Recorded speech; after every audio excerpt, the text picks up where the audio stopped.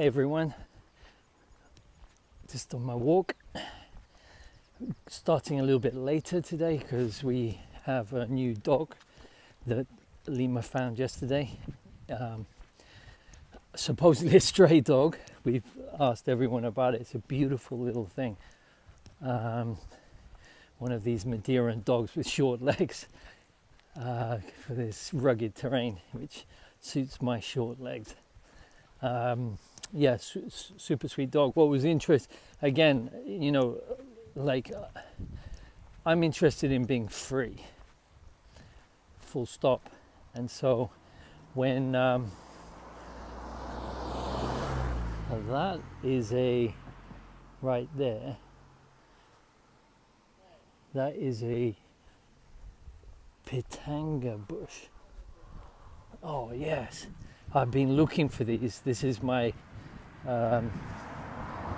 routine, is to walk around to this place and find pitanga bushes that I can eat from. So that one's still going into a fruit, bringing the fruit out. So it's a little bit early, but that's in my head and it's on my walk. So I'll be getting my vitamin C in there with those cherries, sorry. So as you know, I'm constantly monitoring for danger because there's no path. Well, there's a little path down here. So that's the same for being free of the mind. It is deeply conditioned. There's very little space around most people's mind. It's just constantly in the background, controlling things, controlling everything, I would say. So when this dog question came up, Lima was saying, "Oh, please, Daddy, it's so sweet," and my default stance was no. And so I watched that, and so this, me personally, I'm always trying to keep everything as simple as possible. When I'm, what's my default? What's my nature? I had a client recently say, this is in my nature, and it's my nature. And so I'm like, oh, what's your nature? Like, who created that? Are we born with a nature? I suppose we're born with a constitution, like, the four elements, but we're lacquered on by our parents and ancestors and, the collective conditioning and school culture. So I just saw that my default pattern with the dog was no. So I watched that. I watched so it's just fear-based. I'm fearful that I'm changing things, I'll lose control, the dog will, mess up my nights. I could go on, but it was kind of fear-based. And so I observed that, and then I said yes. So it kind of just came out yes. And at the end of the day, if it doesn't work out, it's a stray dog, or maybe someone will see the dog and take it back. I don't think so. And so the night happened, and it was zilch. Zero noise from the dog. It was wonderful. It slept outside our door. Oh, that was an older lady, and she was driving right at me. Got to keep your eyes open. It's dangerous. So there was no problem with the dog, but it was just interesting, this default position. What's your default? So there's nothing wrong. There's two big Jeeps. I'm going to stand up here. Keep your eyes open. There's nothing wrong with the default position. It makes humans who they are. You're going to have, like an extrovert. They're not suddenly going to become an introvert, or an introvert suddenly becomes an extrovert. But it's the freedom to move in between the two. It's the balance, right? So, like I was working with an introvert who wants to get out there more, especially with his business. So we did a session, and we realized that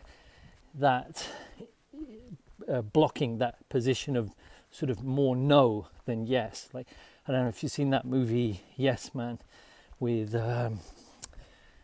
Sarah, what is it? Jim Carrey, and he has to say yes, and so in the end he kind of realized he doesn't always have to say yes, but he was always saying no before, so it shifted his that balance.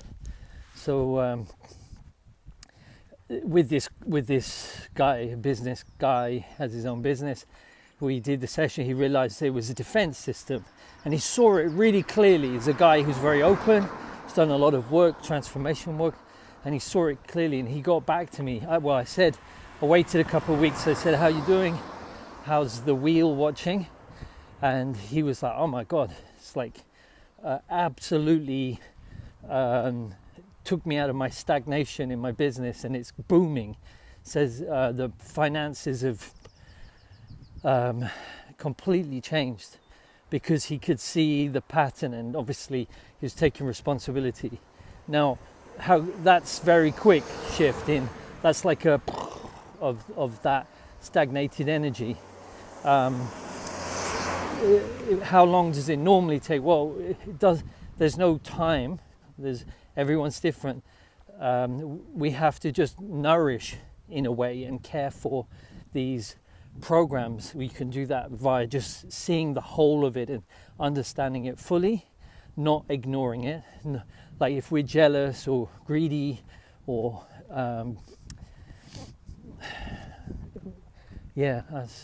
was talking with someone about some people who are very jealous, and if you're jealous, or one of the human traits, you have to see it in yourself. We have everything within us, and so you have to nourish it. Krishnamurti would say you nourish it, but for me it moves to the child that created the program, and to nourish and make that child feel safe. That's extremely helpful in understanding the truth of these programs. And then it's just constantly keeping an eye on what is running me. This is what I'm doing. Where am I balanced there, or am I kind of more? It's just another way of seeing the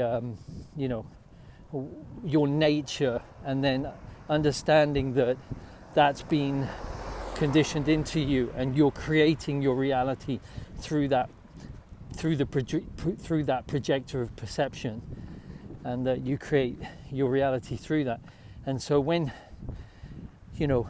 that's what I do. I see clients, or I see people who are not clients, of people who I know whose life is completely different to mine, and that it's just constantly like they're projecting like almost like a horror movie. It's like, oh shit, just again and again trauma being replicated until they see it. I had recently had a friend, right, there's a massive truck coming, getting off the road.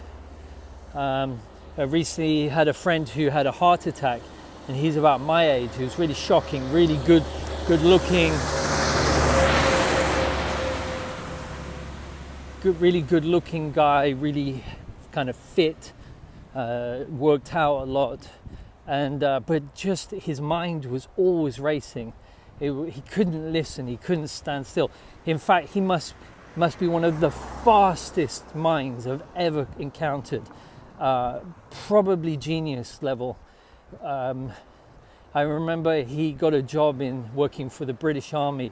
He was head of security because I think he learned computers by, he was a coffee boy, a tea boy in a company, and they had all the computers went down, and he was just looking at the computer and said, "Can I take one of those home with me?" And so he taught himself like overnight computer language, and then fixed all of their computers, became in charge, and then worked for British Defence, running all of their computers. So brilliant mind, but brilliant mind running away from something very deep, and you can't run away from life. And so he's now feeling extremely unable, feeling a deep sense of loss.